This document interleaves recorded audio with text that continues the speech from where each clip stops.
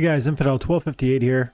I am feeling really sick right now, so this is going to be a short town hall recap, but guys, stick with me, fight through the tears with me, fight through the congestion and maybe any sort of nasal sound that you might hear with me, because this one was jam-packed full of important stuff, and some of it is not covered under the recap that's written up on the blog post through Splinterlands.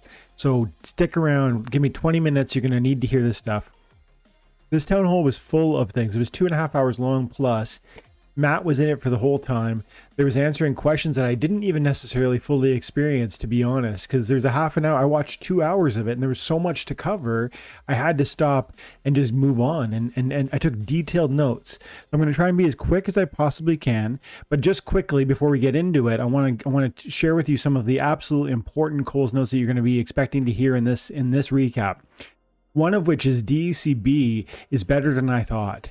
And you guys heard me speak so, I guess, out against this thing. I said DEC-B is terrible. I said that it would be inflationary because you're gonna essentially switch DEC for DEC-B, but then DEC is gonna exist over there in the wallets of Splinterlands team, but DEC-B is gonna be in my wallet. That's 2 tokens for the price of 1. That's inflation. But actually, it sounds like it's better than that. It sounds like, I didn't know this. It sounds like the DEC is gonna be burnt. So that's one huge topic. We're gonna spend some time talking about that. We're also gonna talk about land and all the big, how that's gonna be the highest priority for 2023. Potions are definitely coming with that. It's gonna be a DEC sync. Card combining is going to be very important for land because you're only going to have a capacity of certain monster limit for that land plot, and you're going to want the highest amount of BCX, the highest amount of collection power being utilized to farm that properly. Season rentals are coming, and that's a big thing. There's super important topics around needing to figure out how to do the bid rentals. That's going to be so important for us. There's going to be 3 rule sets coming to the battle soon. We believe that this will be more interesting and it'll make it harder for bots to win. It's definitely coming soon. So that'll be even more complex rule, I guess, interactions and synergies. That'll be fun to see how that plays. Oh man, there's so many things here. I'm just glossing over huge points. 3 more big things before we even get into the video summary. Validator nodes are going to be initiated in terms of internal testing within Q1 of this year. Player staking should begin by Q2, and that will replace collection power. Soulbound reward cards, new card abilities, new summoners were talked about. New promo cards every 3 months was talked about. Guild alliances is coming in this year, and there was so much more. But let's get into it. I'll do the recap. Okay, guys. First and foremost, the big topic was DEC-B. The first 15-20 minutes was Matt explaining his view on DEC-B. He's like, look, I'm willing to do what you guys think is best here. This is just a community, essentially a maverick proposal that I'm putting forward, but it sounds like they want this. And he specifically said more than once that the proposal intended to take future demand from the future and put it into the present. And he talked about how the DEC that would be exchanged for the DEC-B would be deleted forever. He said that more than once. That's not what I understood from the original blog post. And my thinking was that the original DEC was going to the game, going to the developers, going to the team as a resource. And we were getting this DEC-B token, which was essentially in some sense restricted.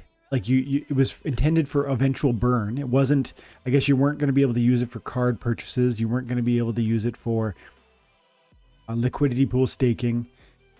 Essentially, it was, you're getting a 20% bonus on it, and then you would eventually be able to burn it in one of the various syncs that they're planning on creating or that they already have with guilds. But if the DEC, the original DEC, gets deleted forever, that changes the whole equation. I mean, that's a totally different story. And that's not what I originally had thought. There it is.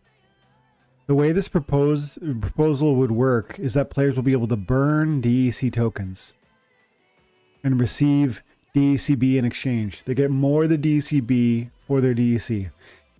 This significant word, burn, didn't register in my mind. what I was hearing is I'm giving the team my DEC because they need funding, and they're giving me this DEC-B token, which is I'm getting 20% more of it, and it's essentially committed to being burned. But I didn't like how it was being committed to being burned because most of the burn mechanics are not prepared, not ready. So that's one criticism. But I'm willing to, I guess, forgo that criticism so long as the original DEC is gone forever. Because if we actually get rid of 2 billion out of 6 billion DEC, that's a huge progression. Now, I don't believe we will, because DEC or vouchers, and it sounds like this part's going to stay, the vouchers. So long story short, I am for this now that I understand the DEC, the original DEC will be gone. It was not my understanding that was the case. So that's a huge difference. I don't love that the vouchers are included in this because it seems to me the whole mechanic here is intended to drive DEC closer to peg. But how are we doing that when we incorporate vouchers? Well, the good news is vouchers are way below where they should be also in DEC. Both DEC and vouchers are probably, they're overinflated right now. So this would be a burn mechanic for both of them. Frankly, if you have vouchers, you're going to be a bigger beneficiary of this proposal than you will be if you have DEC. But they're both going to be nice benefits to those of you who have significant pouches of DEC or vouchers. And if you don't, it's worth considering. If this passes, it'd be worth considering the financial ramifications of you know, for instance, acquiring vouchers to get the DEC-B bonus if this proposal passes. So quickly, again, we got to move fast. I am for this proposal now that I understand this one key word of it being burned. I didn't understand that before. I'm sorry if I've confused you guys. But that makes all the difference in the world to me. I thought this with DEC was ending up in the hands of the team and they would use it as they see fit in the future, meaning we get 2 tokens. And that is inflation. And I'm like, what are we talking about? But if we burn the original, it still is inflation. Don't get confused. DEC-B is inflation because you're getting 1 token for 0.8 of the DEC. So you're getting more DEC-B. That's inflation.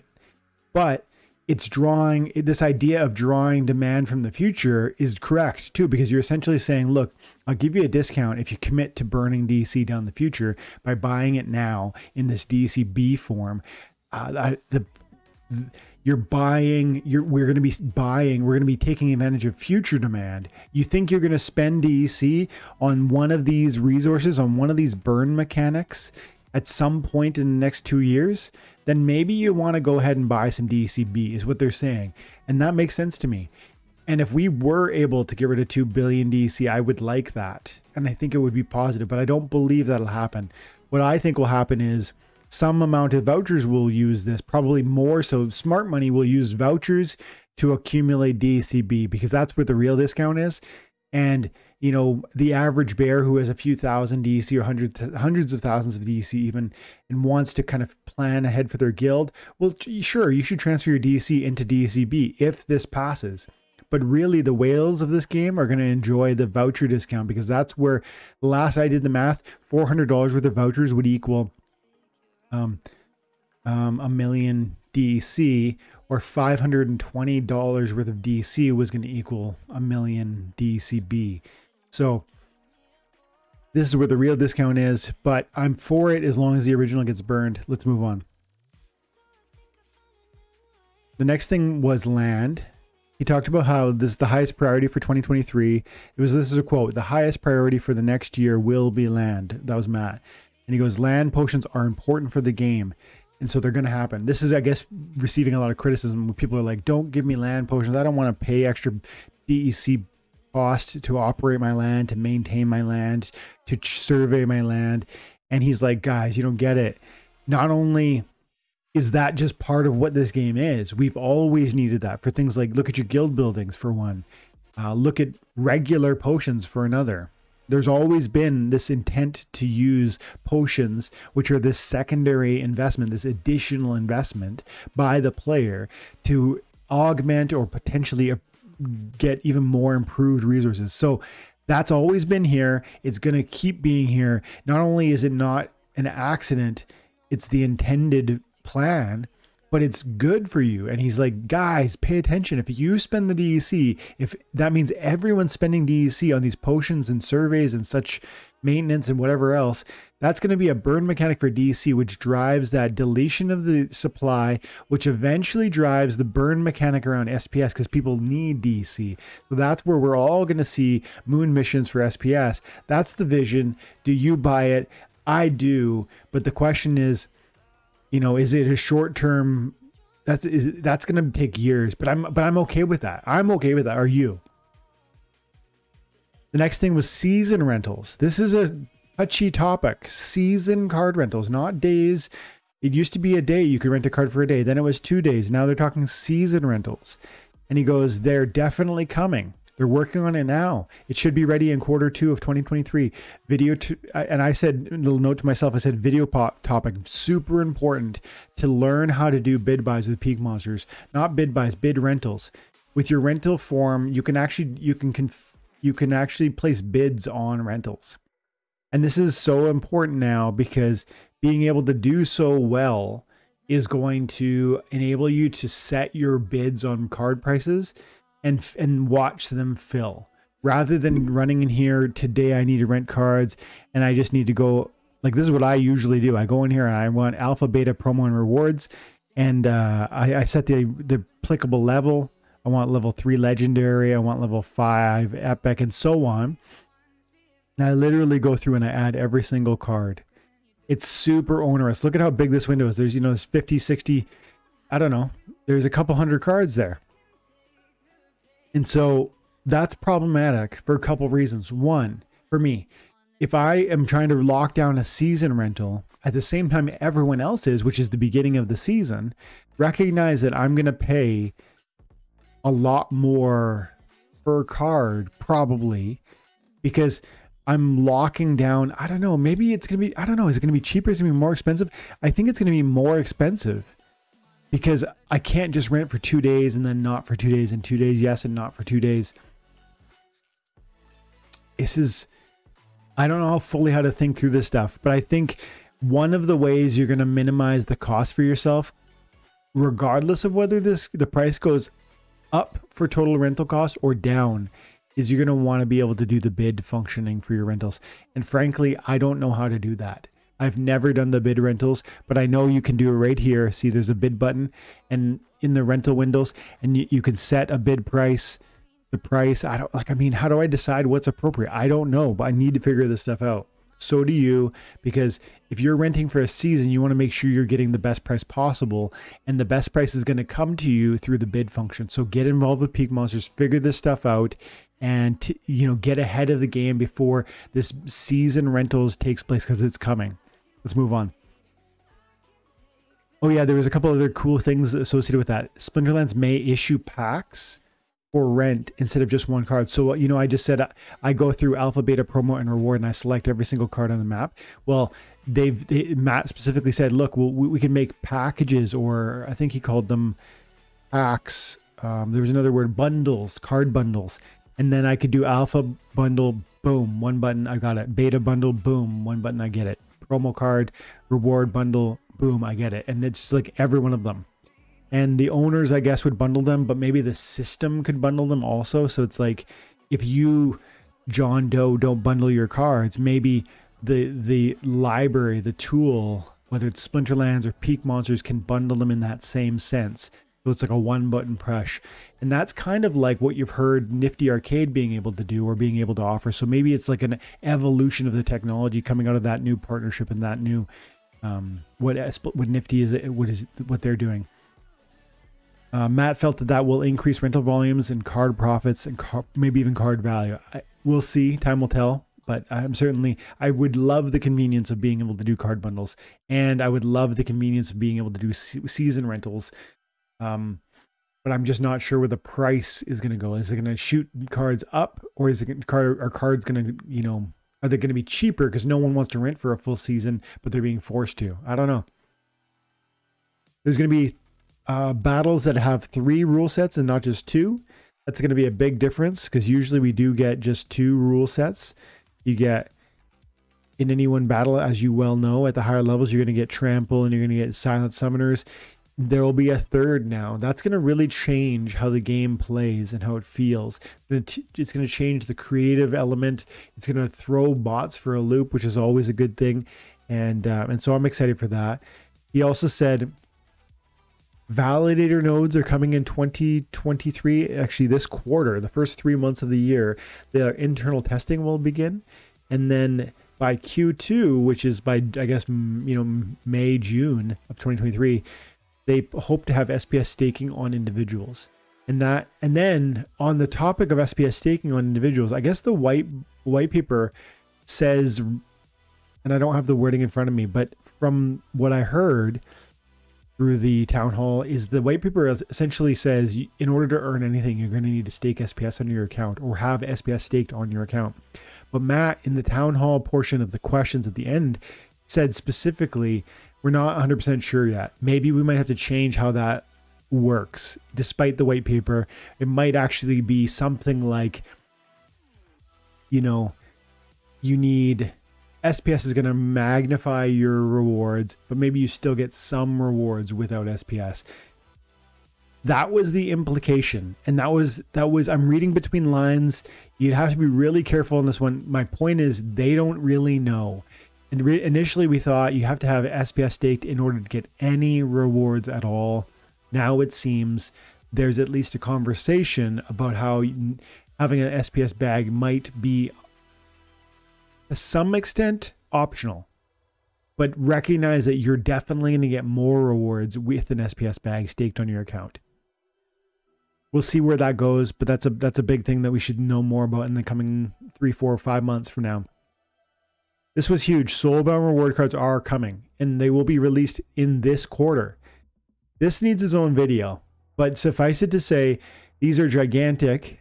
He says you're going to want them. He said that the reward cards will be soulbound to your account until they're no longer in circulation. Then the intention would be that you could move them around, maybe sell them, rent them, whatever. Once they're no longer in circulation. So it's like you get the 3 months with which to accumulate and to compile and to upgrade that card while it's in circulation. Then when it's not in circulation, you can buy, sell, trade it. Maybe at that point you can upgrade it to the maximum copy using the marketplace, or you can just keep it. But during that 3 month that it's being issued, you cannot move it at all. I like that idea. I like that. I never thought about that. I like that idea.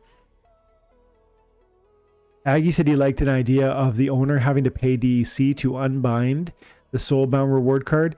And Matt didn't seem to necessarily agree, but also not disagree. He said, well, maybe, but definitely after the soulbound reward card is out of circulation, you can move it. That was he said that more than once.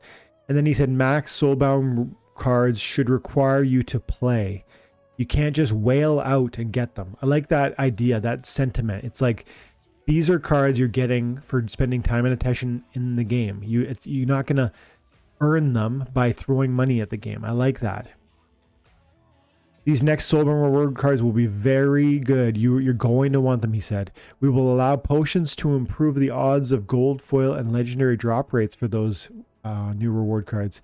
So that's new. That's actually a new premise, but that'll be a DEC sync because you want to buy more potions. You want to put more potions to work, and that's a good thing.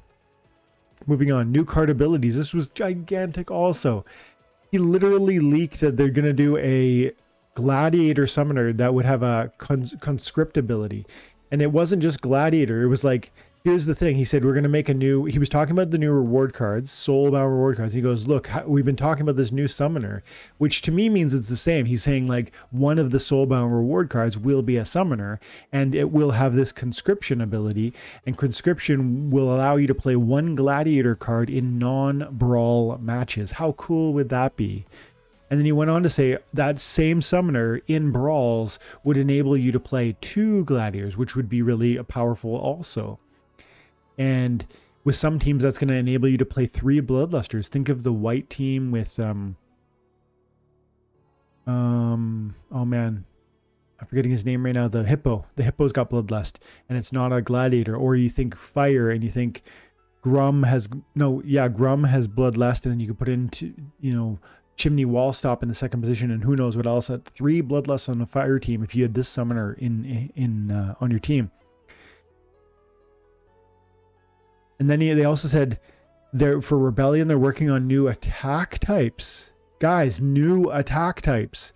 So we've got melee, magic, archery. A 4th attack type is what they're talking about. Maybe more than just 4. Maybe 5th, 6th. I don't know. He didn't say. He just said we're working on possible new attack types. And he also said with regard to Rebellion, this was cool. You know, we've all thought 3 months after Chaos Legion runs out, we'll get Rebellion. So Chaos Legion's supposed to be done in March. So April, May, June, we're going to get Rebellion. He said that would be the earliest. And he stressed that. He said, all we said was Rebellion will be released at the earliest 3 months after Chaos Legion is done. But it could be much later, he said. We'll have to decide at that time. That's how he phrased it. So maybe it's going to be longer depending on the market, depending on who knows what. But we'll see. And then monster abilities. There's a new monster ability that they talked about within the reward cards. He called it weapons training. Did you hear this? A card will share its attack type with an adjacent monster, which have no attack type. So if you've got a failed summoner on your team, if you're playing the green team, actually, you know what? There's lots of these guys. I don't even need to, I'll go right here. Pellicor Conjurer, no attack on this card, right? None at any level. But if this card was directly adjacent to this other new ability monster, which did they have a name for it? They called it weapons training. You beside your Pellicor monster, Pellicor Conjurer, you have a weapon training monster, and it has melee. It's going to translate that melee to the Conjurer, but potentially also to another card, because recognize that if you put the Conjurer in the first position and the Weapon Trainer in the second, you could have in the third position another person that does no attack, and suddenly they all turn into melee monsters. That was the new Weapon Training ability, which I think sounds rad. He said it'll be a huge buff for non-attacking monsters. Weapon Training will have high mana cost. This will make Oppress more powerful because you'll see more of these cards with no attack being utilized, and therefore Oppress should appreciate. So the implications of this would be that right now you might be wanting to recognize that these cards that are dirt cheap, that have no ability, I think they just got a significant buff, and you can't see it yet. So any of the cards that have no attack probably just got more expensive, but you might not recognize it yet until such time that this new ability actually receives in the next coming weeks, because these new reward cards are coming this season. This quarter of the year. So between January and March of this year. Sounded like January, sometime in January. Guild alliances are coming. Matt feels that will happen within 2023. And lastly, new promo cards are going to be released every 3 months moving forward. So we just had the Archimist Bear, and we're going to get one every 3 months. They talked about how these will be reoccurring on a regular schedule. You're going to know when they're going to be coming, how to expect them. This is going to be one of those ways you're going to probably be able to, I guess, take advantage of your vouchers, because probably promo cards are going to have access, voucher bonuses or whatnot. And it'll be a DEC sync, because there'll be, oh man. Presumably, I don't know if the promo cards they'll probably be a direct purchase. Like you buy a pack, you get the promo card, or I don't know, maybe you buy the card. I don't understand what that meant exactly, a sync for DC, but that's what they said. And then sometimes partnerships with companies or celebrities will happen to make a promo card. Other times it'll just be, hey, we have a cool idea for a card, but every 3 months they're going to issue a new one. I guess that'll be a revenue stream for the team, and maybe a DEC sync or a voucher sync. So that's interesting. Those were the most important points from the conversation with Matt. There was a ton of other topics that were discussed within the town hall. Tournaments were talked about by Weirdbeard. Investigator talked about Immortalis is coming out tomorrow, January 3rd. Tron Wall is being retired. Some battles are being stored on a blockchain, which is a bug because it's allowing people to read your battle submission before they submit, which is a problem. So that's being worked on, and there will be server maintenance as a result, like next week. There's a ton of really important questions in the FAQ at the end of the town hall, especially around bots and around rewards on the leaderboard. But guys, I need to land it there because we've already gone long, and I need you to recognize that this was such an important town hall full of things. Matt was there the whole time, and he's got so much important stuff to say. Summary: I think I've changed my mind about DEC-B. Immortalis is coming like now. Rebellion is going to be huge, and there's going to be some amazing new promo cards with crazy new soulbound rewards coming. Oh, there's so much going on, guys. This is really cool. I'm super sick, so I'm going to let you go. Have an amazing day. God bless.